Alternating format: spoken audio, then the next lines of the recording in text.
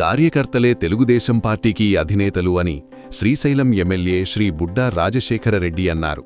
ఈ మేరకు ఆదివారం నాడు శ్రీశైల నియోజకవర్గంలో ఆయన సొంత గ్రామమైన వేల్పనూరులో ఉత్తమ కార్యకర్తల సమన్వయ సమావేశం నిర్వహించారు. ఈ సందర్భంగా ఎమ్మెల్యే శ్రీ బుడ్డా రాజశేఖరరెడ్డి మాట్లాడుతూ, శ్రీ నారా చంద్రబాబు నాయుడు గారి సారథ్యంలోని ఎన్డీఏ కూటమి ప్రభుత్వం గత 18 నెలల్లో చేపట్టిన వివిధ అభివృద్ధి, సంక్షేమ కార్యక్రమాల గురించి వివరించి ప్రజల్లోకి మరింతగా వెళ్లాలని పేర్కొన్నారు.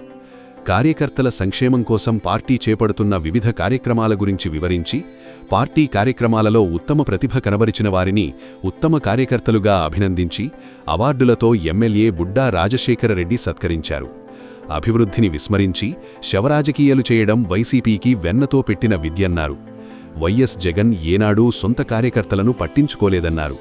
కార్యకర్తే అధినేత అని ప్రకటించిన పార్టీ తెలుగుదేశం పార్టీ మాత్రమేనని కుండబద్దలు కొట్టారు.